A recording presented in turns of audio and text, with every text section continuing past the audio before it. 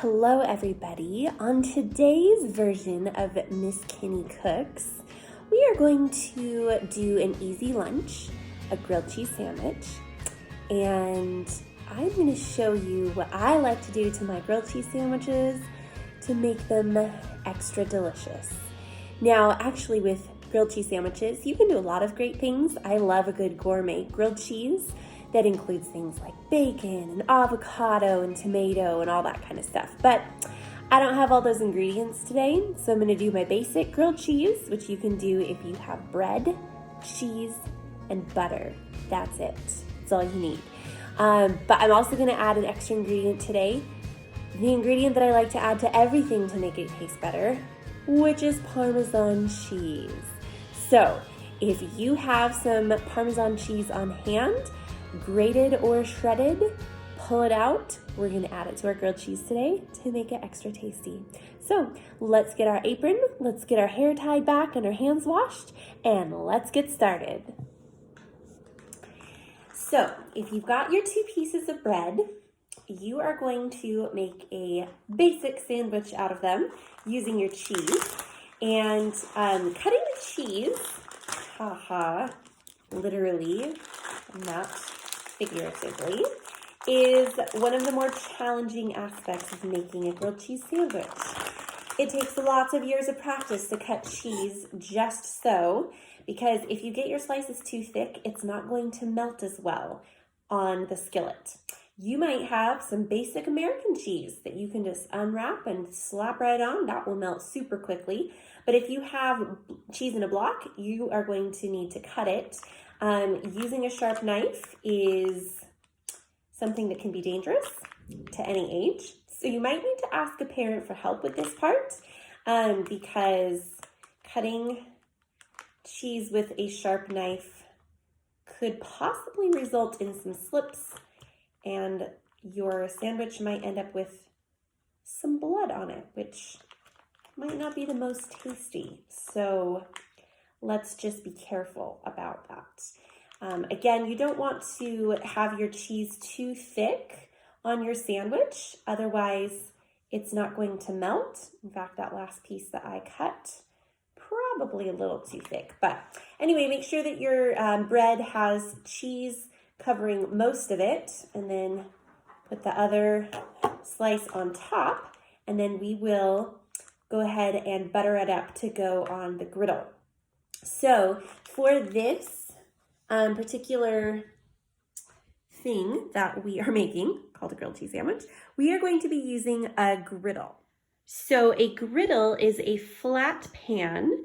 You could use a regular small skillet to make your grilled cheese sandwich in, but a flat pan is better for getting it toasted evenly all the way around. And so if you have one of these, you should use it to make your grilled cheese sandwich. But you could also use a regular skillet, shallow pan as well. That would work. You might have noticed that I did something very dangerous, which is left a plastic bag on the back of the burner. Never leave something like this on a burner, especially if you're about to turn it on. So I'll just move that out of the way. We're going to put the cheese away anyway in a second. To warm up your pan, you are going to want to turn your stove on. You turn the burner on to about medium. If the heat is too high, your toasted cheese sandwich will come out burned and not evenly cooked. So turn it on medium, and you're going to let that heat up before you put the sandwich on it.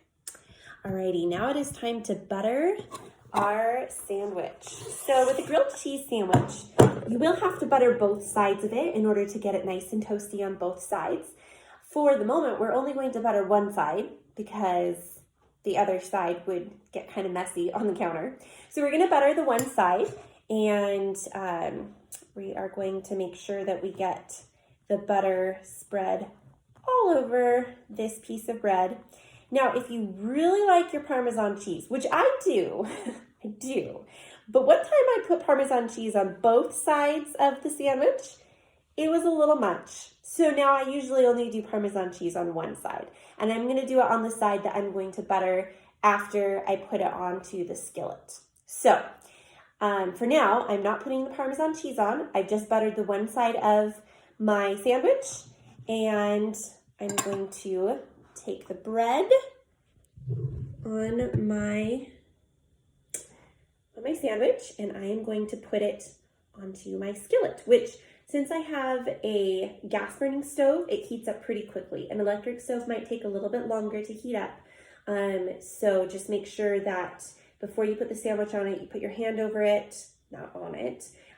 Feel the heat, make sure it's nice and hot, and then you're gonna put your bread butter side down on your skillet.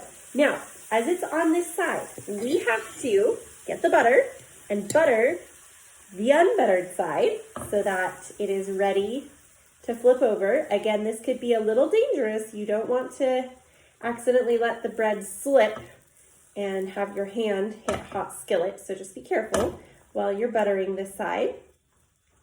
And get the butter all over this side of the bread. Now this is where we're going to add the Parmesan cheese. So I've got some shredded Parm.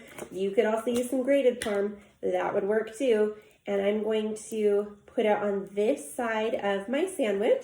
I'll kind of press it into the butter so that when I flip it over, it doesn't all come flying off, which it'll fly off a little bit, but I'm just gonna put that on there, press it in, and the best part is that it makes this side all nice and toasty with the Parmesan cheese on it. So now I'm going to check the first side to see how toasted it is. So I'm gonna use my spatula, lift up a corner. Ooh, it's looking really toasty already. So I'm going to put the spatula underneath, and I'm gonna quickly flip the sandwich over, and this side with the Parmesan will get nice and crispy, and we'll make our toasted cheese sandwich taste even better. So we're gonna wait for that to cook, and then we will check on it to see how it's doing in just a second. You might find as the other side is cooking that the cheese is kind of sticking to the skillet a little bit. That's okay. As it cooks, you'll just kind of slide your spatula underneath to kind of get it to come on up. It shouldn't create too much of a mess. It's still cooking in there. You want it to be a nice golden brown, kind of like toast would if you put it in the toaster. You can decide how toasty you want it to be. And then when it gets to your desired level of toastiness, you can pick it up off of the skillet with your spatula and transfer it to a plate. And don't forget to turn the stove off after you move your sandwich. All right, there is the sandwich in all of its glory. A beautiful, delicious grilled cheese sandwich. Side note, if you are using an electric stove, don't forget to move the skillet off the burner. Don't ever leave it on a hot burner. Gas stove, you can. So now we have the sandwich, and I don't know about you, but I have never eaten a grilled cheese sandwich that is cut straight down the middle. It has to be cut diagonally because that's what you do with grilled cheese sandwiches, and that is what I grew up with. So we are going to cut this. I'm cutting it with one hand, which can be done. Cut it in a diagonal, and then I'm going to grab some carrots, apple, and some milk to make this a complete lunch. Now it is time to eat the delicious lunch before us. I do have to say, I realize that a lot of times people eat grilled cheese sandwiches with tomato soup. You could certainly do that. Tomato soup is not something that I enjoy, so I chose not to have that with my lunch today. But I do sometimes like to have grilled cheese with chicken noodle soup or other types of soup, so that might be an option to add to it. But if you're not feeling that hungry, a grilled cheese by itself with some carrot sticks and an apple and some milk, it's a great option. So let's go ahead and enjoy our delicious grilled cheese.